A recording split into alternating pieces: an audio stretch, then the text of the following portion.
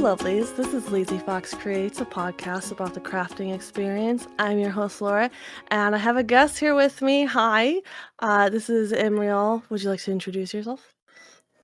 Yeah, so I'm Imriel. I go by Radical Cat Creations online. I'm a fiber artist. Basically, if it has some sort of fiber in it, I've probably given it a try. There's a few that I still haven't quite reached to. My current ones that I'm into is cross stitching, tablet weaving, shuttle tatting. Yeah, those are the most current ones. My pronouns are ze, they, and negm. Negm is the migma pronoun, which is gender neutral. There is no masculine or feminine pronoun.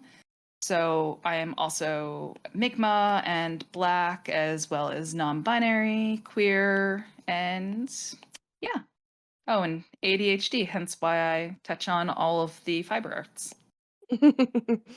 Yeah, I think that most of the people listening will be able to relate to that.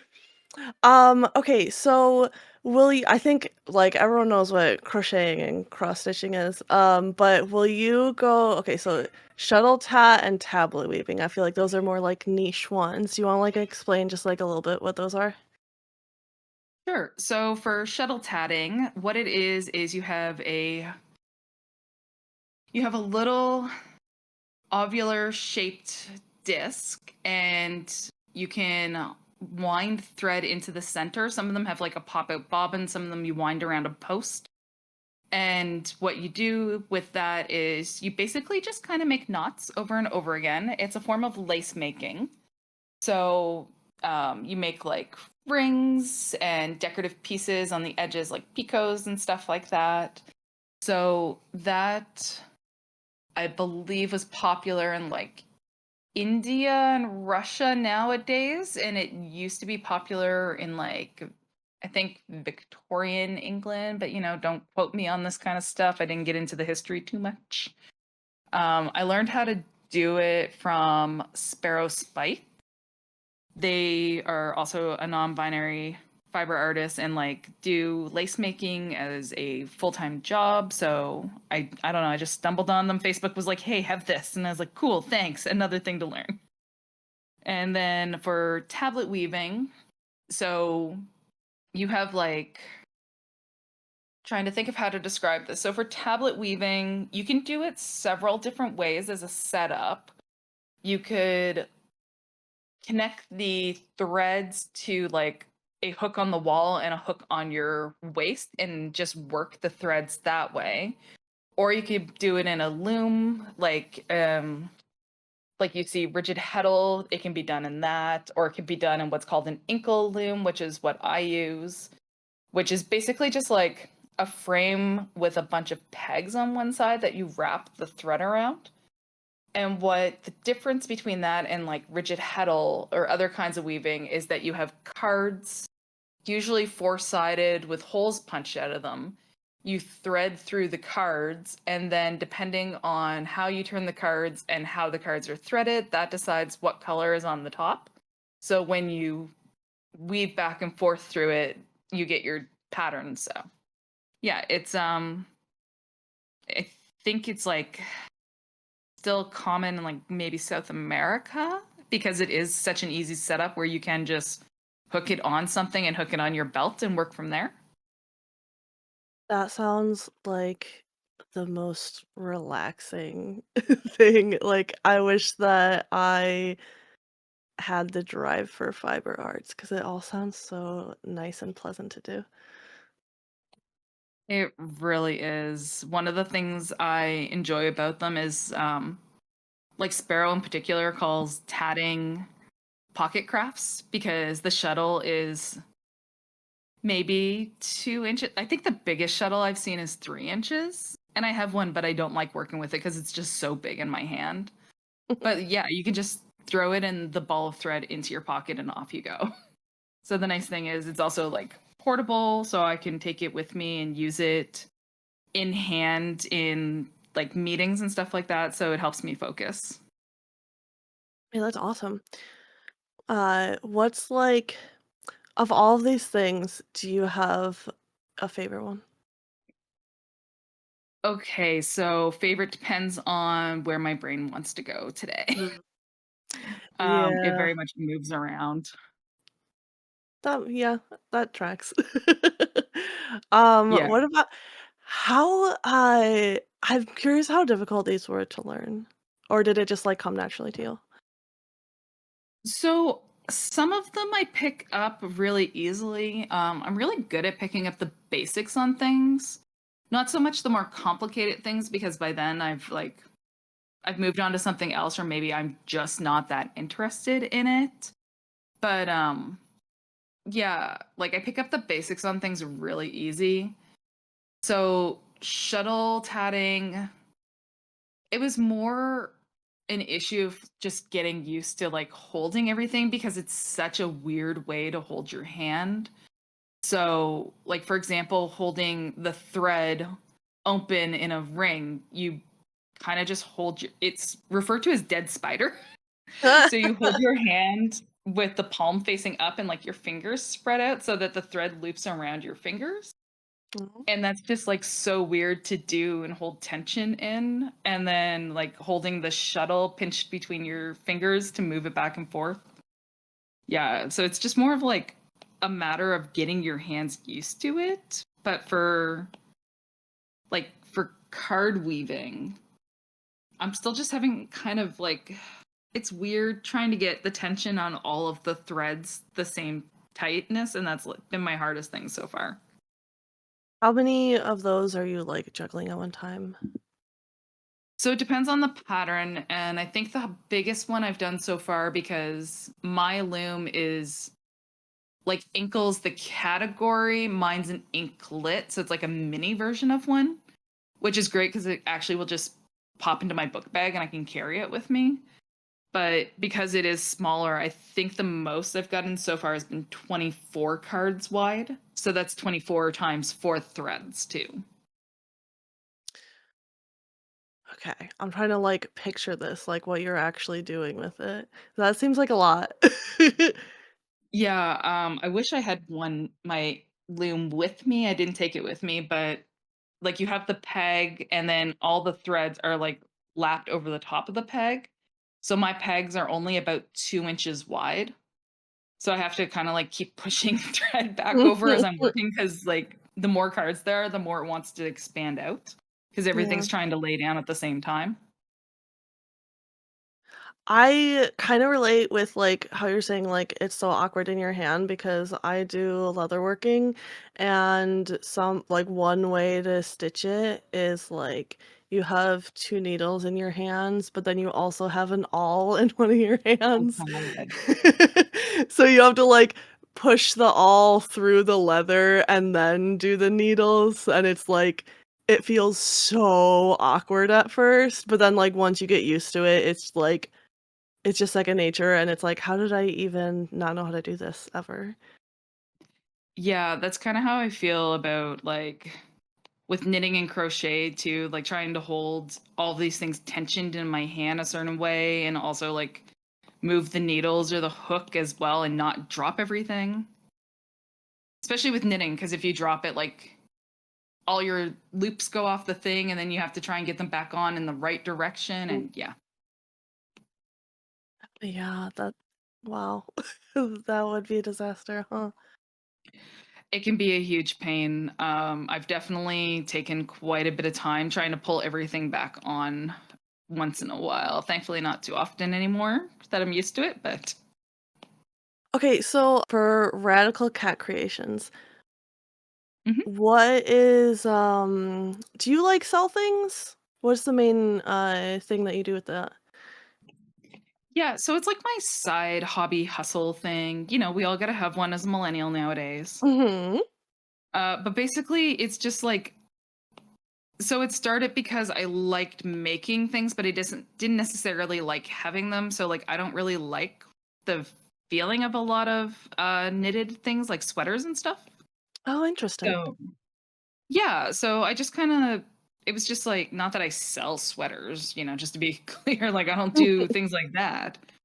But it was just kind of like a I don't need to have all this stuff in my house, but I want to make it. So I just kind of started selling things, and now it's like, yeah, it's my summer hustle mostly because I do pride events for the most part. That's really cool. So you just, like, make whatever you want, and then you just, like, list it, and it's like, "Oh, if it sells, and if it doesn't, whatever. I made a thing that I love." Yeah, I don't really sell online as much, mostly because I just Oh, okay. get nervous about people being like, "Oh, well, it's not what I thought it was." Mm. It like the size isn't what I thought it was, and it's like, okay, but I listed the sizes. You could have pulled out a ruler, and if I sell in person, at least people have seen it, and they can't say it's smaller than they expected. You know? Yeah, and then they get, like, the, like, one-on-one where you just talking to someone and being relatable makes people more likely to be like, "Oh, I love this thing because, like, it has this memory of, like, if you're at Pride, it's like, 'Oh, I got this thing at Pride,' and that's, like, a special feeling." Yeah, years ago, somebody showed up at one of the prides that I was vending at, and every now and then I'll try to like put my stuff in a local shop to be sold. And some like one of their friends had bought one of my keychains and given it to them, and they showed up and saw the other keychains and stuff on my table and were like, "Wait a sec, I have one of those." And I was just like, "Oh my god, I love it. Look how worn out and like rough it is. Like you've carried this around for a while." Like it just made my heart feel so good. I am genuinely jealous of that because I often think, like, "I wanna see how things are now, because 'cause I've, like, gifted a lot of things to friends and, like, done a few custom orders, and I'm like, "I wanna see, like, how used it is." I feel like getting used things, like this sounds so cliche, I'm so sorry, but it does seem like a story when you get, like, a used thing. Like, I love buying used books because 'cause I'm like, "Oh, someone else loved this," and, like, I wanna see how my things end up.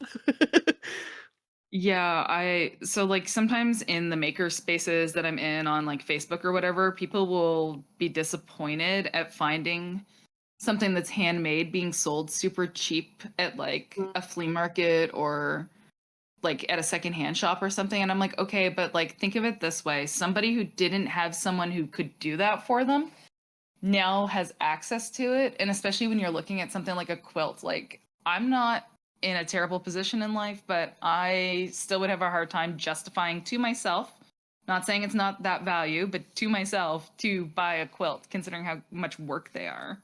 yeah.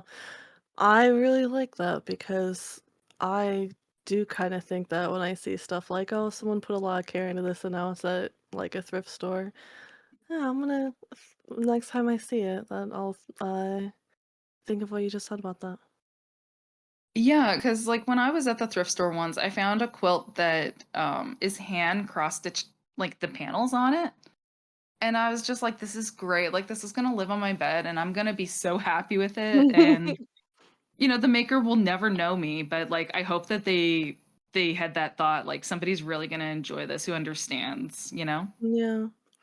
I saw a TikTok one time of, like, someone did beads, I think in a knitted blanket as, like, a weighted blanket, Hmm. and it looked like, I mean, it must have taken like, I can't even think of how long it took, and the video was, like, breaking down why she doesn't sell it because she's like, "Because this is the labor that goes into it, and this is the cost of it, and, like, I don't wanna charge people, like, but here's a pattern and, like, the numbers for it. You can go and make it yourself." And, like, some of the peop a lot of the comments were like, "Why do you think it's worth that much? This is ridiculous."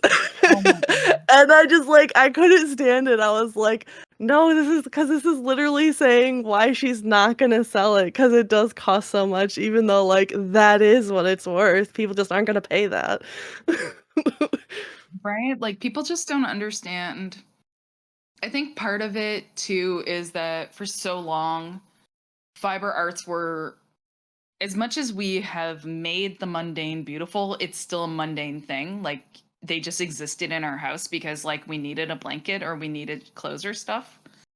And then, you know, add to that the whole things that are traditionally considered feminine works aren't valued the same way. Yeah, which is just wild because, like, the amount of skill that goes into these things, I don't know how you can ever disrespect that, but people are crazy, so Yeah, I had somebody once offer to buy the yarn and pay me $5 to knit them socks. And I was like, "Do you know how long socks take?" Yeah, I was like, "Yeah, I don't do commissions." $5 is like setting up your workstation or something. At the time that they asked me this, I think $5 would have been like half of minimum wage where I was living, maybe even less. It's crazy. Yeah. But I'm glad that you get to sell this stuff at Pride. That's much better. Yeah, and I mean, like, honestly, I'm not charging the proper value of it when you take into consideration time and stuff, but like you said, I'm making things that I enjoy and also like, I know that it's hard to get a hold of things and I appreciate that people appreciate having them, so I don't mind it. Yeah. There are definitely plenty of things that I've either charged, like, just material price or a little bit low because 'cause I'm just like, "I just wanna make this thing." If you like, it's gonna take me a long time, but, the materials are expensive, so just cover that. Been there, done that for sure. So, okay, this is a hard question for everyone, but I like asking it anyway. Do you have a favorite thing you've ever made? Oh, okay. It's not like I haven't asked this question of myself. Um, Favorite thing I've ever made. Or, like, the most meaningful thing, maybe? Okay, if we're going for the most meaningful, I definitely have an answer for that one right off the bat. So, when I got into knitting, like my mom showed me how to knit when I was little. She's not a knitter. I don't Mom is a very specific knitter. She only knits baby sets like the little sweater, the blankie, the booties, the hat, like that nonsense, right? That's cute. Nonsense, sorry. But yeah, like it's literally the only time she has ever knit anything. I've never seen her knit anything else. So when there were babies around when I was little, she was knitting a lot and I was like, "Hey, teach me how to knit." And it didn't really stick, like I had a rough idea about it. And then a online friend of mine started knitting when I was in my really early 20s and I was like, "Okay, I want to do this too." So, I tried it and then I went to my mom. I'm like, "Mom, how come this is weird?" And she like helped me where she could. And so like one of the first projects that I did was in a shawl in alpaca because my grandmother at the time, like my mom's mom, she had like kidney issues, so she had to do that like blood cleaning machine, dialysis, that's the word. So because like part of your blood is actually physically outside of your body, you get colder. And my mom told me that she was trying to drag this like big comforter with her. Mm. So I knit her a shawl in alpaca because alpaca's nice and warm and like it squishes down really well. And my nan loved it, took it with her all the time. And then after she had passed away, I never thought to ask what had happened to it. Like it wasn't that I wasn't concerned or that I thought something had gone wrong. It just had never occurred to me like what might have happened to it. And I knew that mom had donated a lot of my nan's clothes to like a nearby shelter because like my nan died a week and a bit after her birthday and she had lost a bunch of weight. So like she had a lot of clothes that people had bought for her that were brand new and didn't even have the tags off. So I just kind of guessed it went with that. But then I found it like sitting on a rocking chair from my childhood that my mom had in her bedroom and I was like, "Oh my god. I can't believe you kept that." And she's like, "Of course I did. You made it for Nanny." So, yeah, I guess that's probably the most meaningful thing I've made, which is like, you know, it's great because it's for my nan, but also now that I'm saying this, I'm like, God, that was like 20 years ago and I haven't made anything else that pops up to the top of my head. No, dude, that's, like, awesome. I think if I saw that, I would've just, like, started crying. I definitely like got a little emotional and was like, "Oh, you kept it," and my mom's just like, "Well, duh." Oh god, I love stuff like that. I think I'm, like, tearing up a little bit about that.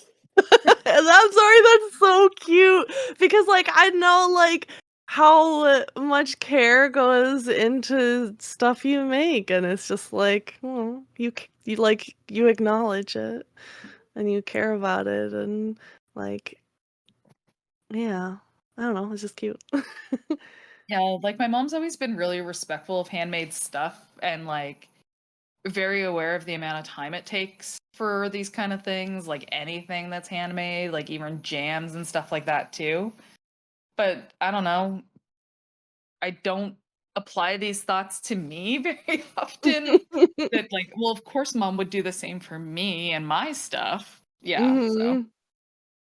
Mhm. I think that's a perfect thing to end on, unless you have anything else that you wanna touch on?